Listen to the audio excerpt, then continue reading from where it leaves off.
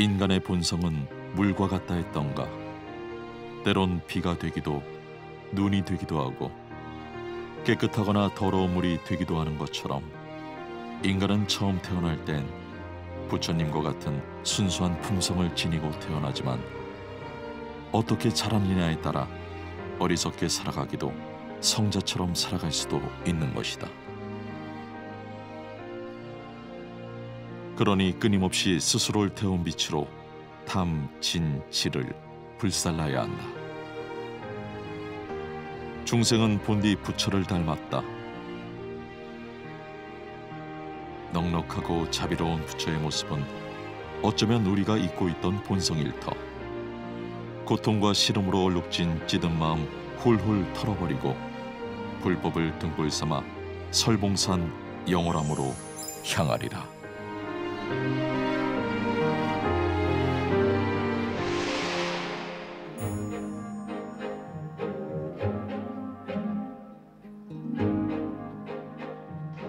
드넓은 호수는 비도 눈도 가리지 않고 품어하는 채 고요하다.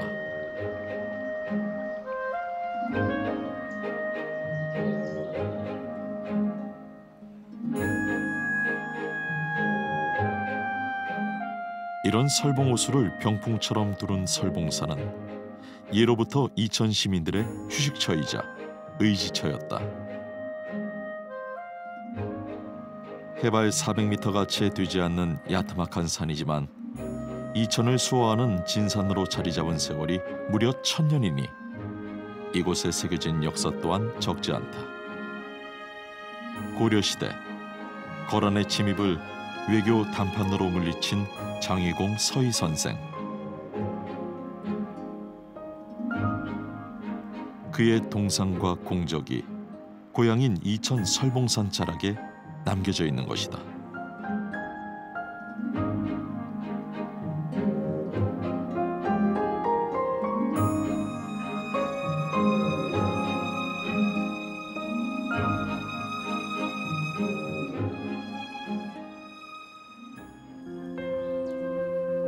영월함으로 향하는 길에 조선시대의 대표적인 사교육기관인 설봉서원을 만날 수 있다. 경기도 내 서원에 효시라 할 수 있는 설봉서원은 명종 때인 1564년 세워졌는데 고종 때 흥선대원군의 서원 철폐령으로 사라졌다가 2007년에 다시 복원됐다. 처음엔 서원에서 서희 선생의 위패만 모시다가 율정 이관의 모제 김한국 선생을 함께 모셔 사면사로 불리기도 했고 이후 소유제 최숙정 선생을 함께 모셔 사연이 봉안돼 있다. 유림들이 매년 제항을 올리고 학문을 강론하던 서원은 오늘날에 이르러 누구나 전통 문화를 배울 수 있는 교육이 장이 되어 역사를 이어가고 있다.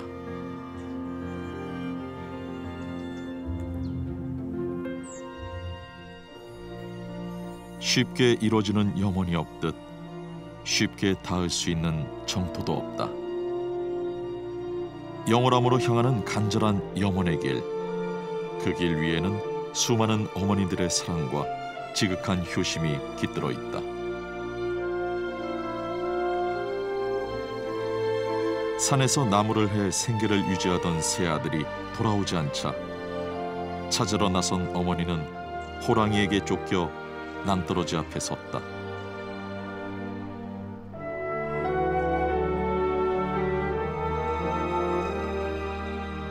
그런 어머니를 구하기 위해 절벽으로 몸을 던진 삼형제가 새 덩어리의 바위가 되었다는 삼형제 바위의 전설처럼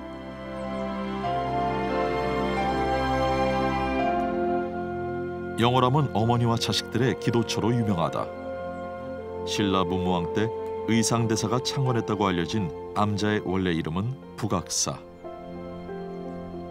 임진왜란으로 소실됐던 암자를 1774년 영월 낭규대사가 중창하면서 그의 법호를 따 영월함이라 불리게 됐다.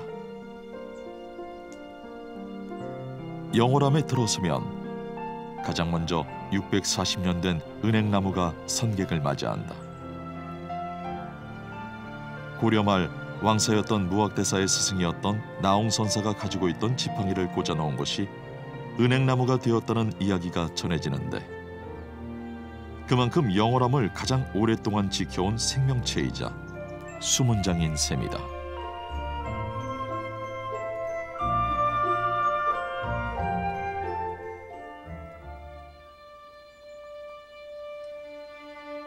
북악사가 영월암이 된 후에도 암자는 계속 변화했다. 영월암의 본당인 대웅전은 과거 이천향교 명륜당 앞에 있던 폐락한 풍영로 건물 목재를 사용하여 1950년에 다시 중건됐다.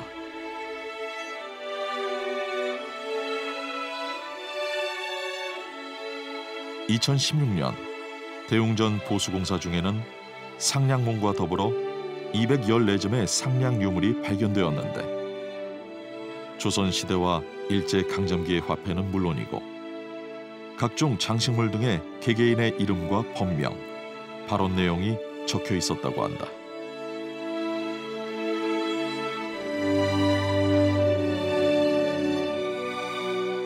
부처님의 자비와 원력에 기대어 자신과 가족, 나아가 모든 중생들의 소망을 빌었던 간절한 마음이 혼란한 세월을 넘어 현대까지 고스란히 전해진다.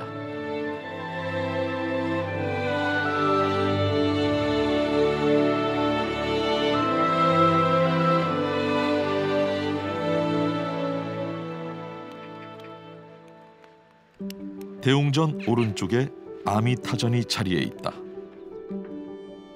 아미타 부처님을 모신 아미타전은 보통 극락전, 극락보전이라 불린다.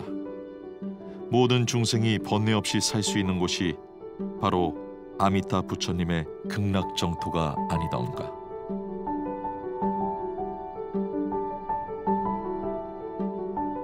누구나 일념으로 아미탑을 명호만 불러도 극락 왕생할 수 있다 하였으니, 법당에 들어서는 순간부터 지극한 마음으로 기도해야 한다.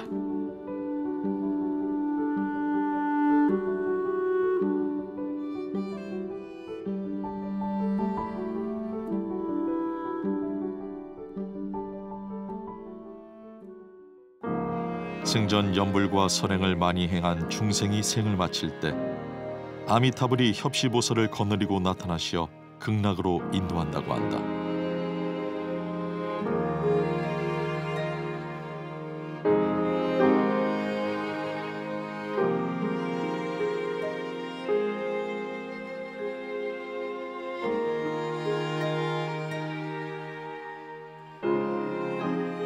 극락 정토를 꿈꾸는 이가 오직 자신뿐이랴.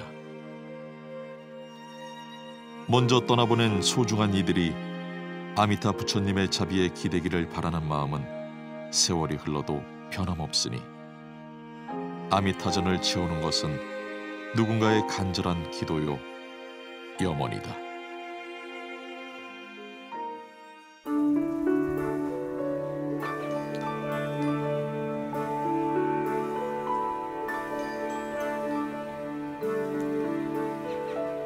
영월암에서 가장 높은 곳, 경내가 한눈에 내려다 보이는 곳에 보물, 마의 열의 입상이 자리하고 있다.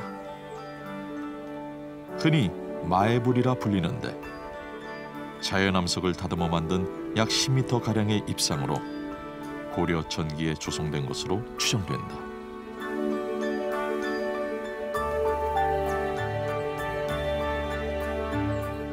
영월암의 마의불은 보통의 불상과 달리 우리네 중생을 꼭 닮았다.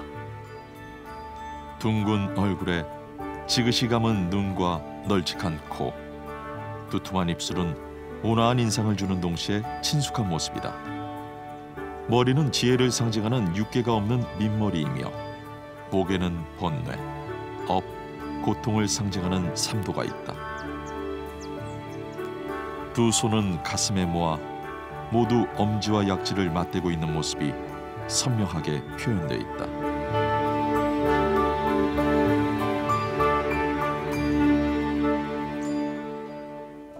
마의불은 나홍선사가 어머니의 극락왕생을 빌며 천도 기도를 했던 곳으로도 유명하다. 덕분에 영월암은 선망 부모의 극락왕생을 비는 기도객들의 발걸음이 이어지고 있다. 지극한 효심은 불심으로 화한다고 했던가. 부모님께 효심 공양함은 부처님께 공양하는 공덕과 같기 때문이리라. 마치 경전의 한 페이지를 재현하듯 45년간 쉼없이 가르침을 폈던 부처님께서 야외에서 대중에게 설법하셨던 모습을 떠올리게 한다. 그렇게 화불전은 2021년 영월암에 자리 잡았다.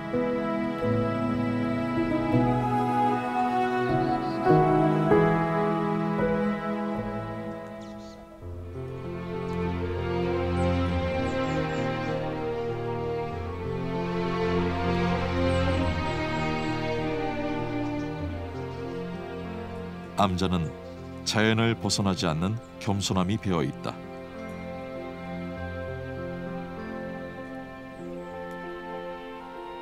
자연암석을 전각 삼아 과부자를 튼 석조 보살좌상. 고려 때 조성된 것으로 추정되는 불상은 세월을 입은 채 묵묵히 기도하고 있다. 정성이 지극하면 돌 위에도 꽃이 핀다 했던가.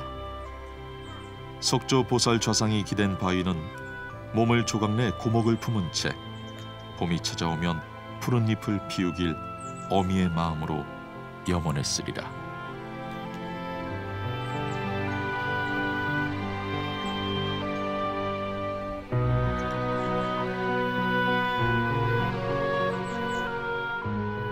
번뇌를 벗어난 해탈 경지에서 나오는 지혜가 빛나는 집이란 의미의 적광전은 그 이름처럼 연화장 세계에서 두루 빛을 비춰 대적광불이라 불리는 비로전화불을 주불로 모시고 있다.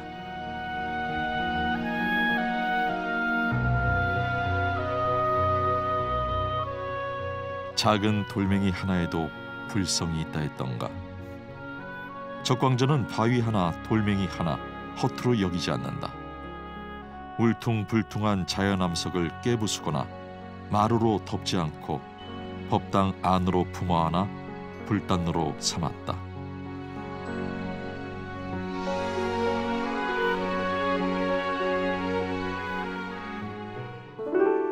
불상을 장엄하고 있는 석조 광배와 연화 좌대는 영월암 창건 당시 조성된 것으로 추정되는데, 단단한 화강암을 깎아 팔각형으로 빚어진 좌대에 새겨진 조각들은 세월이 무색할 만큼 섬세하고 정교하다.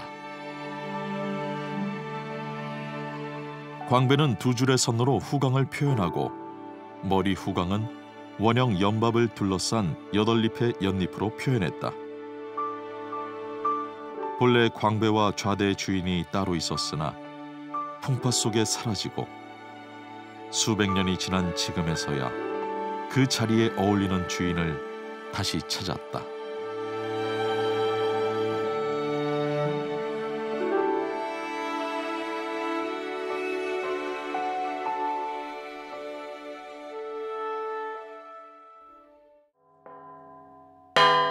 한 줄기 달빛이 어둠을 몰아내듯 짙은 무명의 어둠 속에도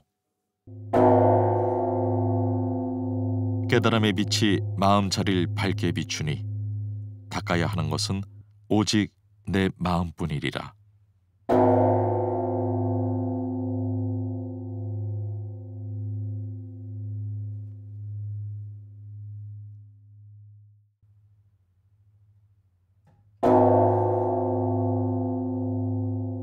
깨달아라.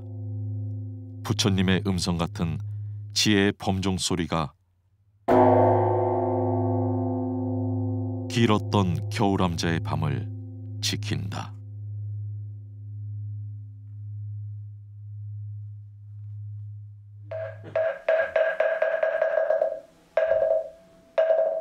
나무 보물시원 돌려 공실대자 대비공고 구란관세음보 보살관세음보 건지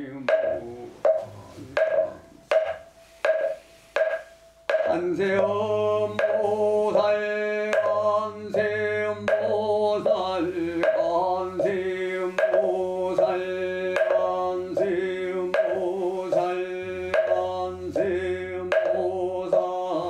중생을 구제하기 위한 스님들의 이불소리, 법당을 가득 채우니 그 어떤 어둠도 번뇌도 이 깊은 밤 함께 잠이 든다.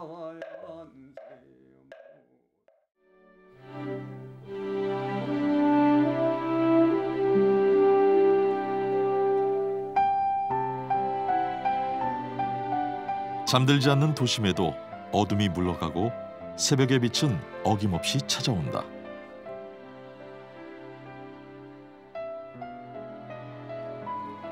새벽의 첫 빛은 깨달음의 시작이요, 그 순간 우리는 자신의 본성을 깨닫게 된다 했던가.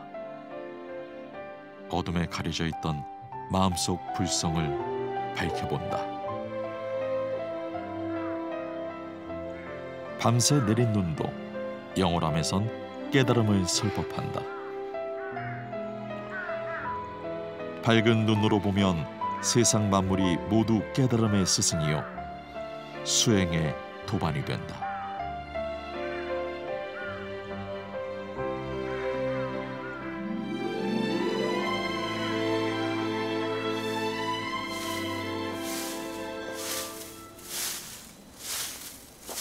모름지기 먹고 자고 일하는 것도 수행이라 했다. 밤새 쌓인 눈을 쓸어내는 것도 암자에서는 일상이자 수행인 셈이다. 눈이 아무리 쌓여있다 한들 본래 암자의 길이 사라지지 않듯 마음속 불성도 사라지지 않는다. 비지를 한다는 것은 마음을 닦아 숨겨진 불성을 찾는 것과 다르지 않다.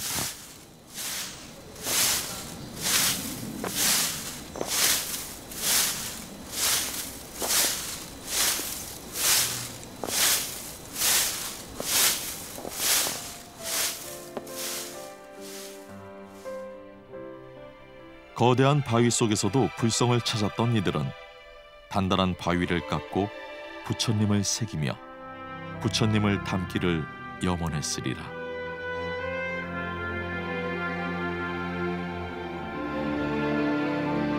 그렇게 새겨진 부처님이 중생을 닮고 또 닮은 것은 어찌 보면 당연한 일이다.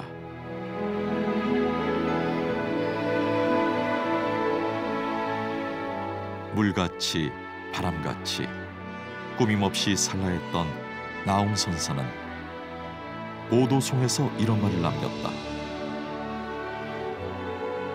선불장 가운데 앉아서 성성히 눈여겨 자세히 보니 보고 듣는 것이 다른 것이 아니라 본래의 내가 나의 주인이다.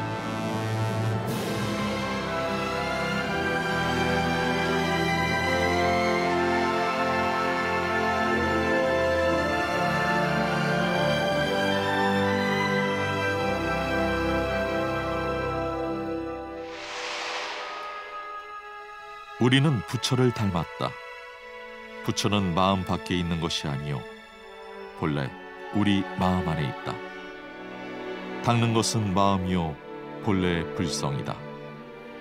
그러니 부처를 닮은 그대여, 속세의 번잡한 마음일랑 내려놓고 영월함에서 진정한 나를 찾아보는 것은 어떠한가.